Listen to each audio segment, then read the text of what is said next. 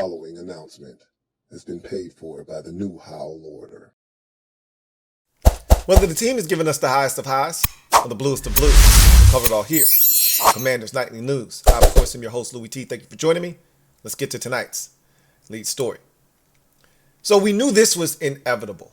You start off the season 2-0, you lose 3 out of your last 4 games, or 4 out of your last 5, and you sit here at 3-4. You've lost to 2 of the worst teams in football in 2 of the last 3 weeks, and shit feels like it's going sideways, if not backwards.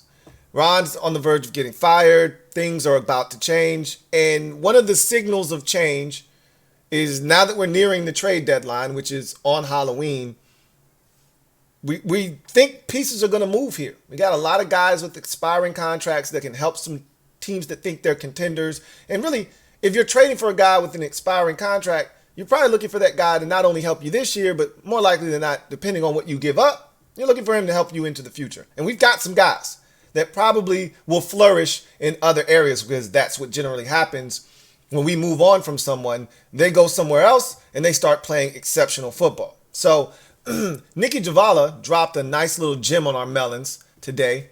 We've heard so many rumors regarding our 2 defensive ends in particular, Montez Sweat and Chase Young. Both are on the final years of their rookie contracts. And so thus, we know we can't re-sign both of them. One of them is probably going to be back. We have talked about this all offseason long. Which was it going to be? We talked about a scenario in which if this team was really good this year and they both played really well, you could see a scenario where you re-sign one and you franchise tag the other. Not going to happen. One of these guys is going to be gone, which is what we expected all along. The question now becomes, does it happen now or does it happen in the offseason? Nicki Jhabvala had a tweet today. Let's take a look at it, where she pretty much said that one team has made a trade offer for the Commanders' defensive end, Montez Sweat, but none so far have been offered for defensive end Chase Young, per source. Unclear of the terms of the offer for Sweat. So essentially, a phone call was made. We don't know if we initiated or the other team initiated, but an offer was put down, right? An offer was made for Montez Sweat. I want to focus less on that particular piece. I think that tweet from Nicki Jhabvala is a sign that this game against the Eagles could be the last game of this roster as we know it.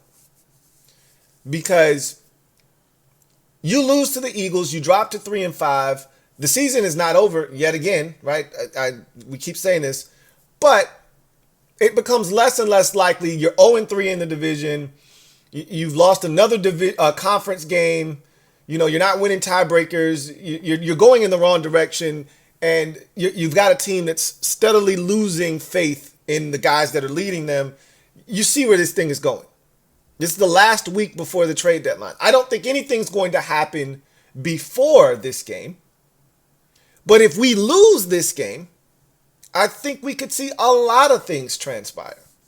If nothing else, one of these ends, more likely than not, Montez Sweat, because Chase Young is the more marketable of the 2. And, oh, by the way, he's playing really well this season. You could talk about him not being in position. You could talk about him freelancing. You could talk about this, but he's getting to the quarterback. He doesn't always get him on the ground, but neither does Montez Sweat, right? At the end of the day, Chase Young makes the most sense if he's healthy. You drafted him number 2 overall. He's one of those guys that you can build around. He's a guy that is a marketable name and face. And so there's a lot. If you're new ownership, and I know we don't want to hear about anything off the field and attracting fans and none of that stuff. We just care about winning. But if you're a new ownership group and you spend $6.05 billion on an organization, you want guys that are going to help you make some of that money back. Chase Young is one of those guys. So I think what we're going to see here is the organization step in, because if I'm Ron Rivera, I don't want to trade anybody because I'm trying to keep my job. So you can't ask Ron if trading XYZ is the best move, because in Ron's mind, that shit doesn't help me. I'm not going to be here to spend any of that draft capital. I need the guys on the roster. That's why I knew we weren't going to trade anyone in the offseason, because Ron's fighting for his job.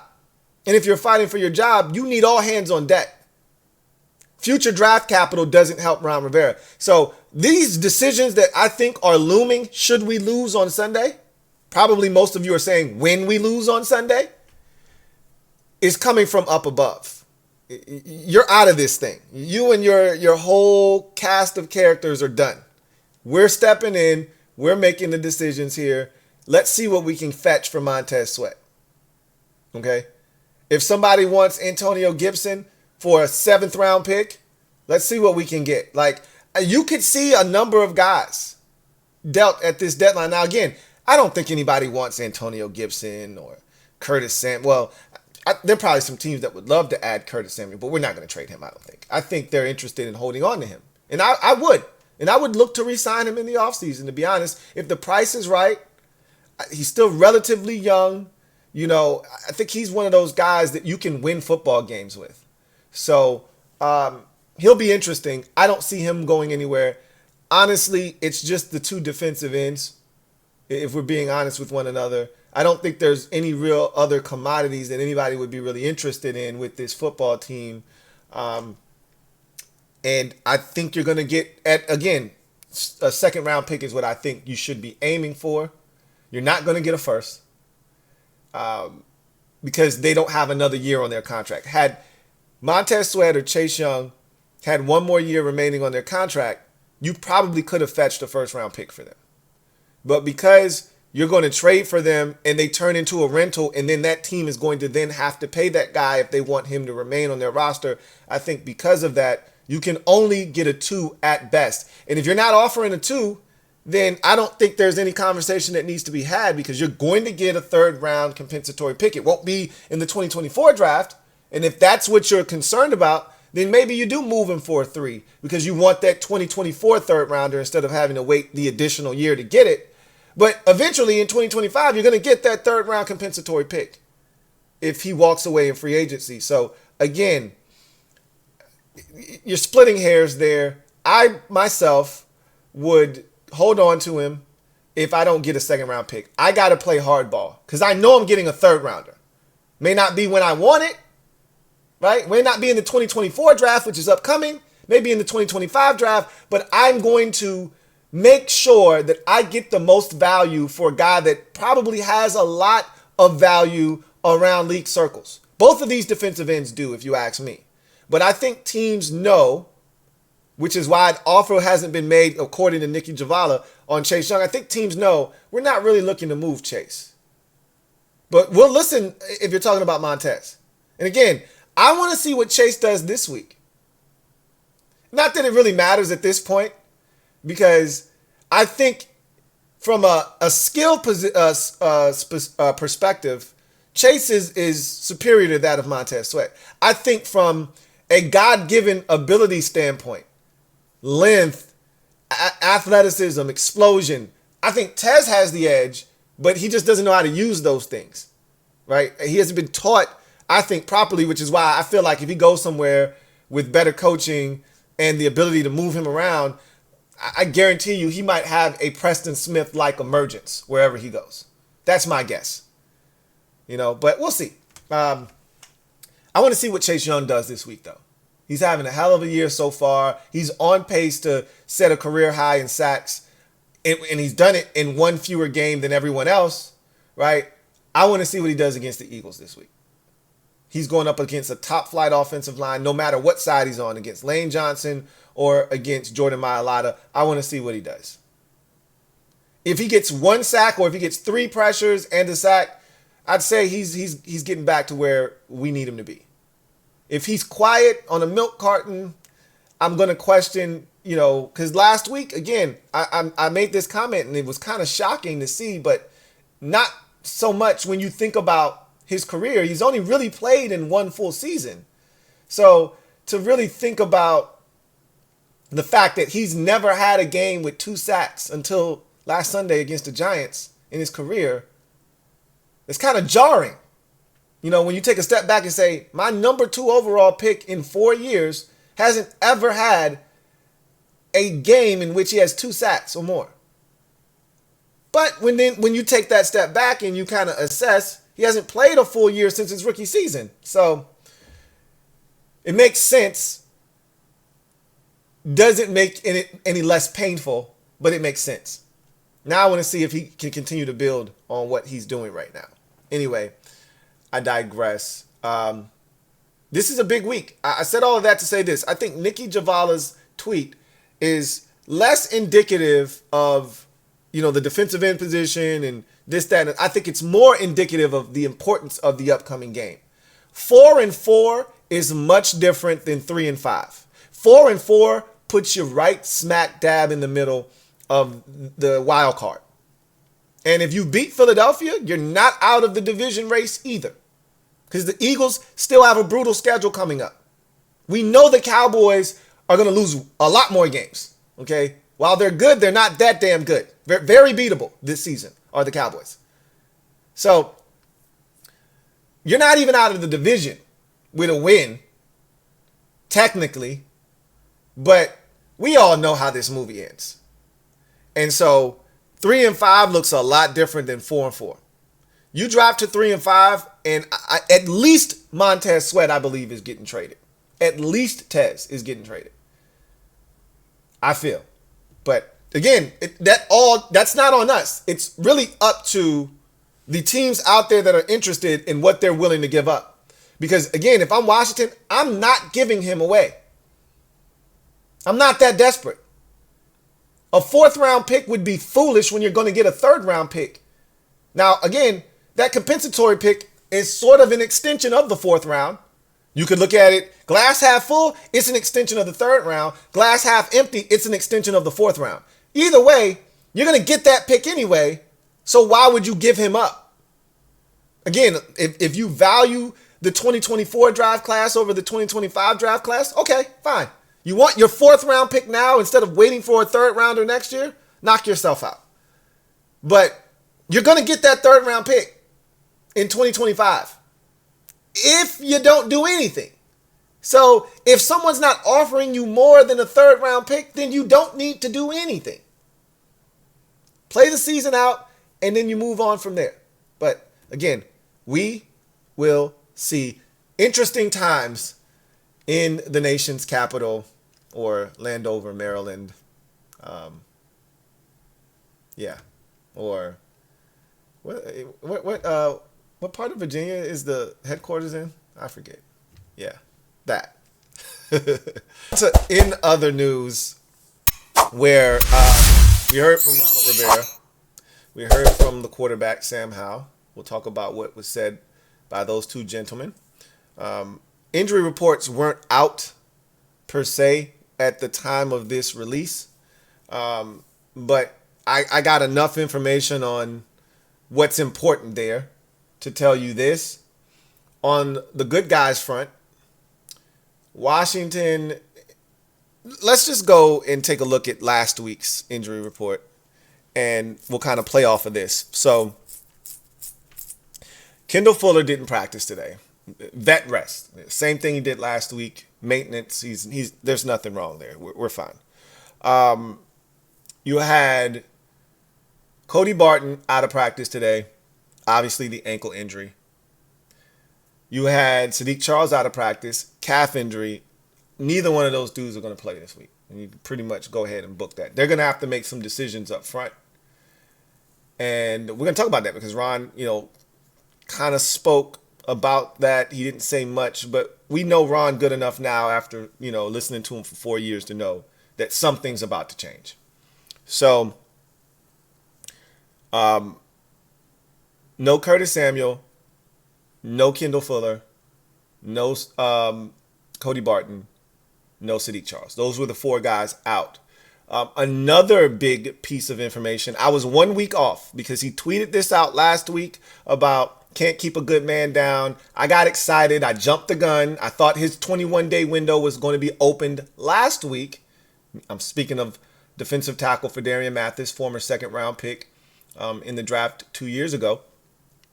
And he didn't practice last week, and the window wasn't open last week. So I was like, okay, I'm done. I'm not even going to worry about it. When it's open, it's open. Well, they opened his window today. So if history repeats itself, they generally open your window the week they think you're ready to come back and play. So last time they had a guy 2 weeks ago, F.A. Obata had his window opened against Atlanta. He practiced that week. He played. Now, F.A. also was said to have looked good. He was in great shape. He was ready to go. Fedarian could come out. He could be very winded. He could be not in football condition and by their standards, and they could decide to not activate him this week. We'll see. I can tell you this much. I expect him to be activated this week. I mean, you're getting nothing out of Abdullah Anderson. There's no one stopping you from activating him. So my guess is that he's active this week, and we'll see him for the first time, really, since he was drafted. We have not seen this man play a full quarter, let alone a game, since he was drafted 2 years ago in the second round. So for all intents and purposes, he'll be making his career debut potentially on Sunday against the Philadelphia Eagles in week 8 of his second season in the NFL. So good luck to him. Hopefully this is finally a fresh start for him, and he comes out and he plays extremely well and reminds everyone of why he was a second-round pick. There were a slew of guys that were limited in practice. I don't know the names of those guys. Just assume it's a lot of these dudes here. Just assume it's a lot of these. Because really, you shouldn't be too concerned with who was limited. They're going to play. That's my guess. Okay? Today wasn't a walkthrough, but it wasn't a full padded practice like you generally get when you're installing on Wednesday. So if you couldn't be limited today, then we should have a conversation. So again, Kendall Fuller out. Don't worry about it. Same thing he did last week. Vet rest for his knee. No Cody Barton, ankle. No Sadiq Charles, calf. No Curtis Samuel, foot. That's the one you should be maybe alarmed about. I still feel good about Curtis playing this week. Much like Kendall Fuller, probably just gave him some rest. No need to put Curtis on his feet. If his foot is bothering him a little bit, let's just give him some time. I expect him to be no worse than limited tomorrow and be a full go for Sunday against the Philadelphia Eagles. Now, if he doesn't practice tomorrow, now there's a conversation to be had. So we'll see. As far as the Eagles are concerned, not really a ton on their side of things. Bradley Roby, who they acquired about 3 weeks ago, did not play practice with the shoulder injury. Milton Williams, defensive tackle, heel limited. Reed Blankenship, ribs, full participant. Again, their injury report is, I've told you this, even if this thing were 12 players long, it's insignificant. Those guys are going to play. The Eagles are rarely banged up, it feels like. However, one guy not noted here, and if you watch Sunday Night Football, you know that Jalen Hurts did tweak something in his knee. He finished the game up with a knee brace, but didn't look any worse for the wear after he tweaked his knee. In fact, made a couple of ridiculous plays using his legs to extend plays to either run and pick up huge chunks of yardage or eluding a rusher, escaping, and extending the throw. Either way, head coach Nick Sirianni said today that they expect Jalen Hurts to be ready to go on Sunday. So do I. Hence, he's not even listed on the injury report. He's probably going to practice every day. But he is dealing with something, but it's not enough for anyone to be concerned about whether he's going to play or not. So that's essentially your injury report for both teams. As you kind of try to digest what was said today, I will start with Ronald Rivera, the head coach of this team. He talked about, I thought the thing that was the most important, there were some interesting things said, but the important thing was him talking about the offensive line. And obviously with Sadiq out, changes are going to be made. What changes are going to be made? I don't know. If no changes were going to be made, which we know something's going to have to be done because Sadiq's not going to be in the lineup more likely than not this week, he would have pretty much said, no, we're still evaluating these guys, and, this is a new system. He would have made excuses, essentially. He didn't do that today. When Ron is going to make a change, he usually is like, we'll see. That's his way of saying, yeah, we're doing some shit. You don't worry about it, but we're doing some shit. Every time he says, we'll see, changes are made, right? So I expect them to shuffle the deck. And the name I keep hearing is Tyler Larson back at center, because Nick Gates struggled so badly last week. And it wasn't just being overpowered and out athletic last week against Dexter Lawrence. It was the mental side of the game, which was really frustrating to see. Like he wasn't picking up twists and stunts and just simple shit that I expected NFL veteran center to be able to do. He wasn't doing very well. So Larson is a guy, we all know the track record, 6-1 last season when he was in the lineup before he got injured towards the tail end of the season. When he plays well. He's been one of those unsung heroes when he's healthy. His name keeps getting brought up. I think they're going to use Ricky Stromberg at guard, which is why if you're going to do something at center, it won't be Stromberg. I think you're going to see Stromberg at left guard to replace Sadiq Charles and his injury. And I think you're going to see Tyler Larson potentially now. I could be wrong here. And they could continue with Nick Gates. And I wouldn't be upset. I wouldn't be in this uproar if they did. He hasn't played well of late, but he hasn't been a disaster this year. This isn't like last year with Andrew Norwell and Trey Turner where we're begging them. It hasn't been like Andrew Wiley early in the season where we're like practically begging them to put Cornelius Lucas in.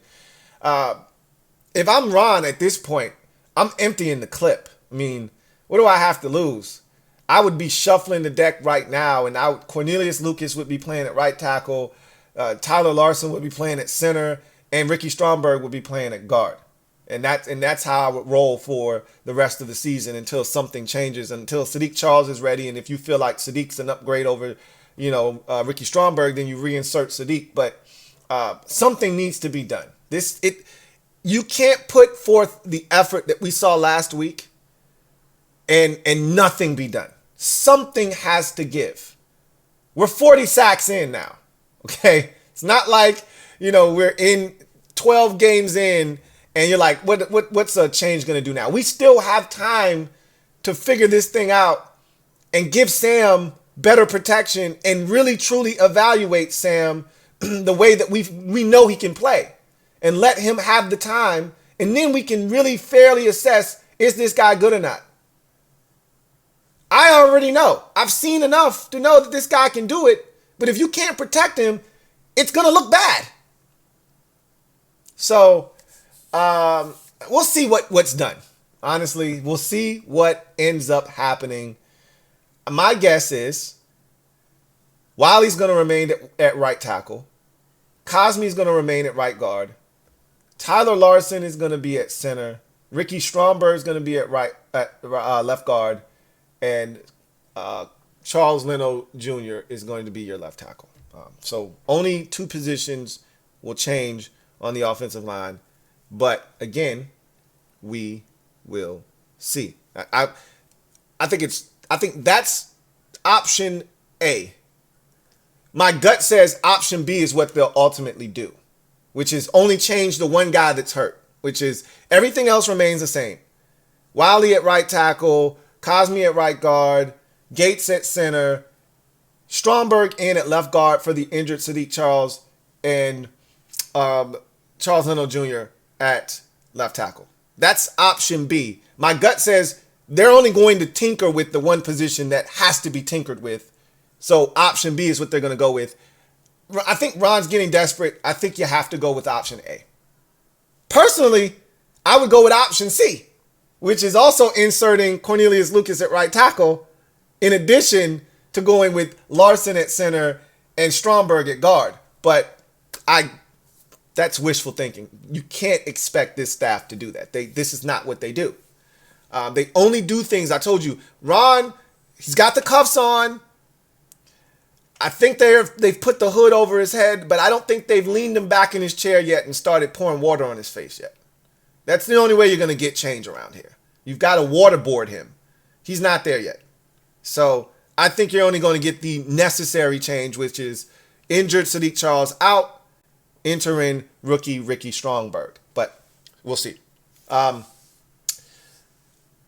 He also talked about, the Eagles and taking it one game at a time, that no one has run away with the bottom half of the NFC, which he's not wrong.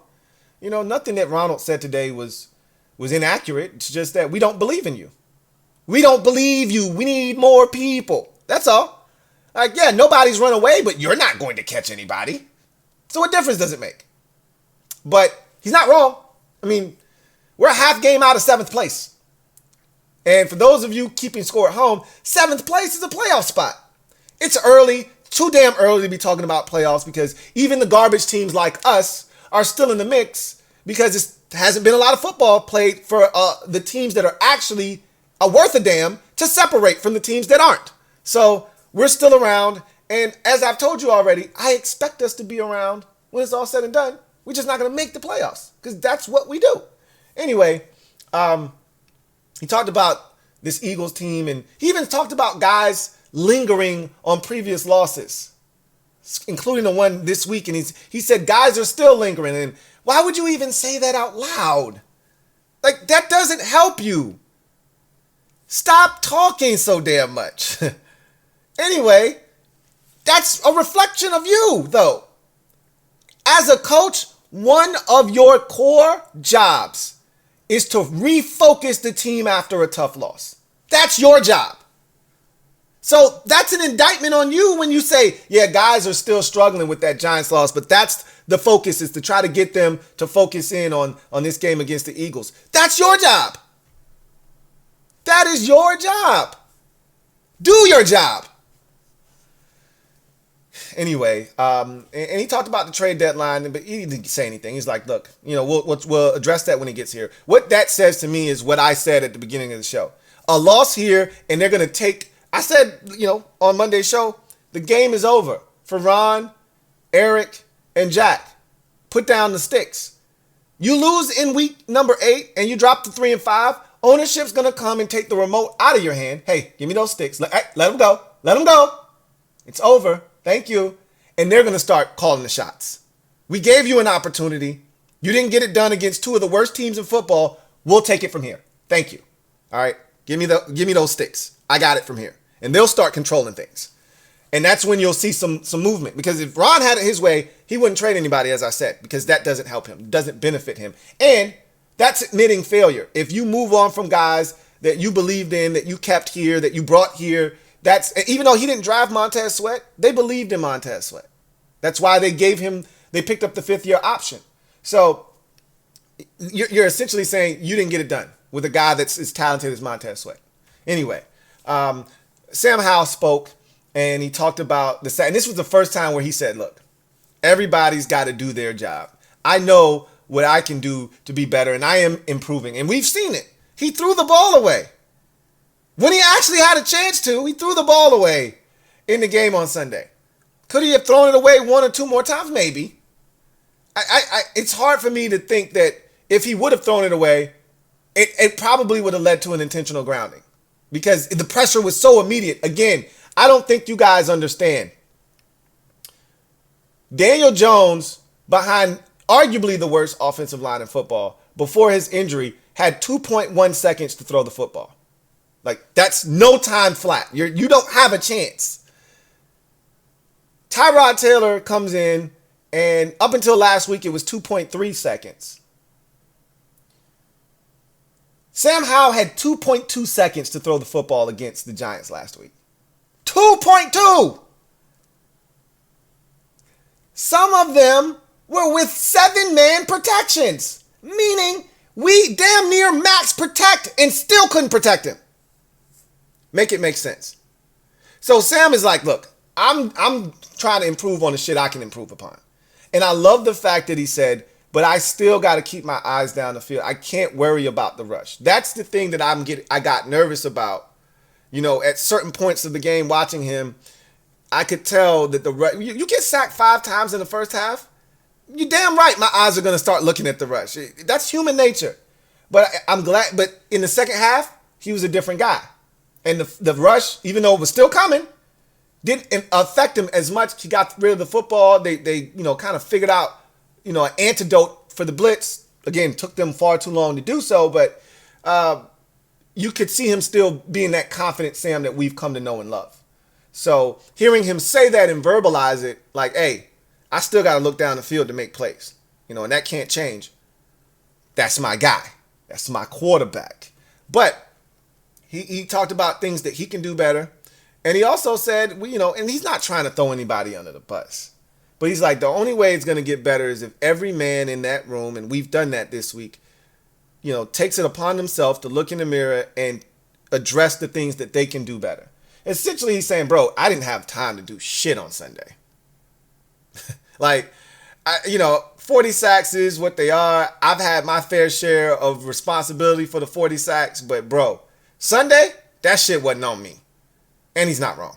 Okay? Sunday was just an abject disaster up front. It was the worst game by far this season, and we had a game against Buffalo where he was sacked 9 times. That game paled in comparison to this game because we actually tried to protect Sam.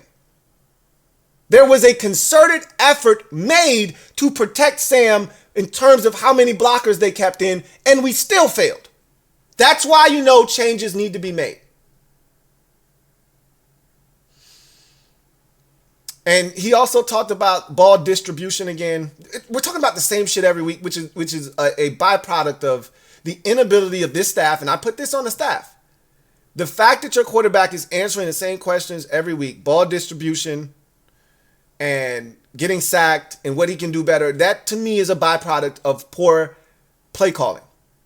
Because there's ways to alleviate your quarterback taking the amount of hits he's taken, whether it's the run game. How many times do we have to say the same shit over and over again? Run game, screen game, quick game, all of these things act as a buffer between your quarterback getting sacked and your quarterback being able to run an efficient offense, okay? That's the buffer, is finding a way to make those things more relevant so that your quarterback can run a more efficient, cleaner, smoother football game. But they haven't done that.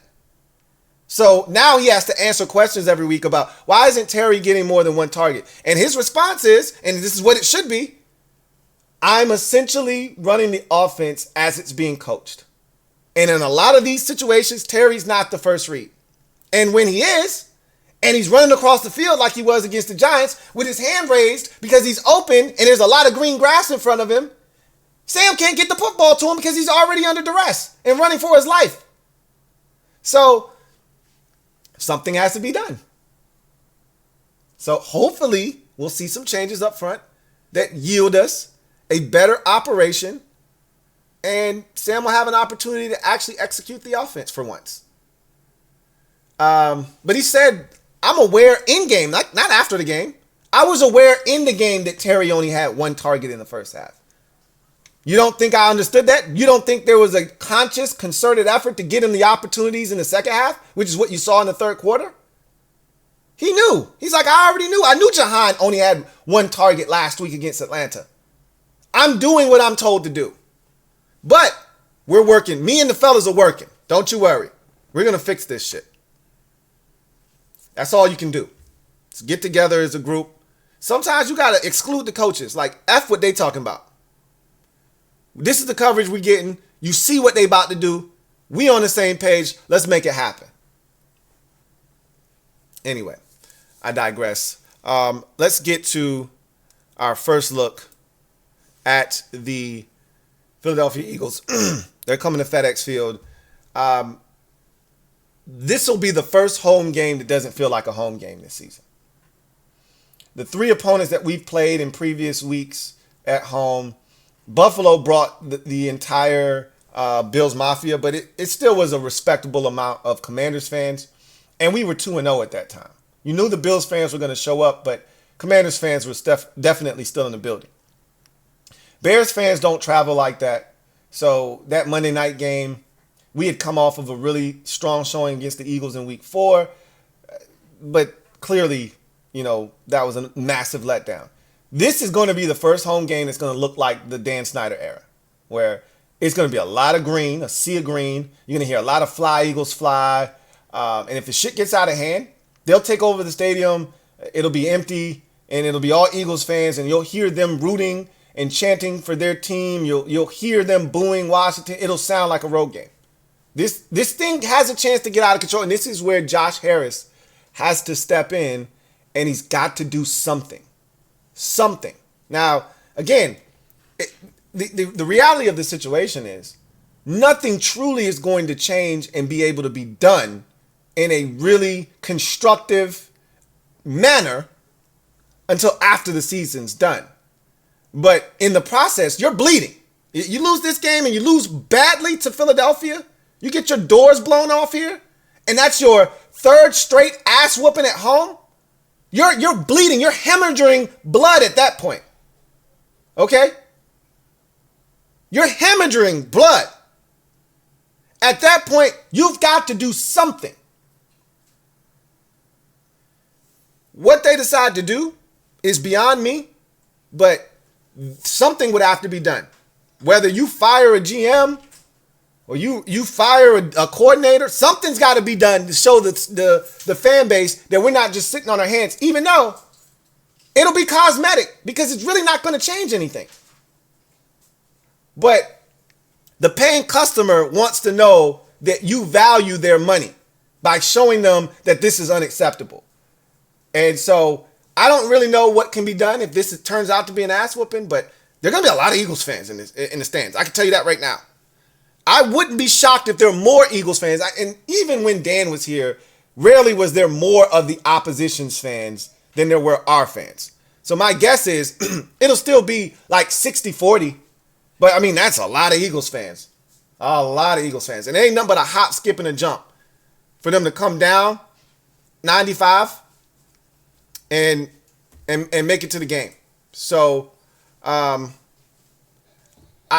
think you're going to see this be the first time where it feels like a road type of environment. But give them something to cheer about, and that could change everything. So Eagles are coming to town. We know what it is. They're 6-1. We're 3-4. We've struggled this season at home. That's an understatement. We've won one game. That was the first game, and we barely beat the Arizona Cardinals. Since then, 2 big-time ass whoopings. In the Bears game, there was actually an opportunity for us to win that game. But, we blew it when we missed the field goal. But you can't be down 27-3 at half to the Chicago Bears. No ifs, ands, or buts about it. When you look at this game against Philadelphia, they just came off of a big-time momentous win on Sunday Night Football. So it's a pseudo short week for them. Not really. But they are probably overlooking us. They have the Cowboys next after this. So my guess is they're overlooking us. And just like they were last year in week number 9, when we came in their building, they expected to continue to be undefeated, and we were able to beat them. I think that we got a chance to get them again. But the question is, what are we going to do? Because the Eagles saw what happened last week. Are they going to be more aggressive? Don't think that the Eagles that we saw in week 4 are going to be the same Eagles we see in week 8. Because changes are going to be made. Adjustments are going to be made. So my guess is they're going to be a little bit more aggressive because they're going to test this offensive line, which is why I would make changes. They're going to test this offensive line to see if they learned their lesson from last week. Now, the Eagles, probably more talented than the Giants up front. I didn't think I would ever say this. The Eagles are not the Giants in terms of their aggressiveness. I never thought I'd say that and mean it in a positive way. But the Eagles aren't the Giants. We don't have to worry about the level of aggressiveness blitzing, which bodes well for us. Because I'm not afraid of just a 4-man rush, even though I probably should be afraid of a 4-man rush because we don't seem to block those well either. But I'll take my chances with a 4-man rush. What scares me is when you add a 5th or 6th defender to the rush and now you're sending real pressure. We haven't proven consistently that we know how to adjust and adapt to that. So I'm more so nervous when teams decide to bring pressure. And the Eagles, that's really not who they are. So I like our chances in that department, but we'll see what happens, man. I have zero expectations for this game. I just don't want to get blown out at this point. We'll talk more about the Eagles and what it'll take for us to be competitive, one, and two, have a chance to win. And we'll talk all week long about the importance of this game because, again, I think this is the last game of this roster being as we know it. And I've already said, once they trade one of these guys, it's the beginning of the end of this roster, the way it's constructed. And I don't think any of us are going to be singing sob songs or, really all that upset about them turning over this roster. There are some talented guys here that we'd like to remain here, but once you get a new staff in here, once you get a new regime in here, all bets are off. Nobody's safe, including Sam. Nobody's safe, including Cam Curl. Nobody's safe, including Jonathan Allen, Terry. None of these dudes are safe. You would assume that, these guys, nobody's safe. So we'll see what happens. If anything, we are due for a win against Philadelphia at home. Just like they were due for a win against us at their place, we're due for a win against them at home. They've been winning here too consistently. They've gotten too comfortable winning at FedEx Field. We're due for a win against them, but we'll see what happens, right? We'll see what happens. Anyway, I digress. That's going to do it for me, your man Louie T, here on this installment of Commanders Nightly News. Thank you guys for joining me. You know what it is. Post up. Take command. Until next time. You guys have a good one. Take care. Hopefully you'll join me, your man Louie T, over on the NFC East Super Friends stream tonight, 8 p. Look, I don't even know what I'm going to say, how I'm going to be. My thought process is to go into this thing and just be chill, I know I'm going to get a lot of shit, and I deserve it, because the team generally doesn't back me up. So I'm going to get a lot of shit, but, we'll see what happens. That's all I can say. I appreciate y'all either way. Have a good one. Here comes the diesel. Here comes the diesel. There's the snap, hand to Riggins. Good hold. He's got the first down to the 40. He's gone. The 35, the 30, the 20.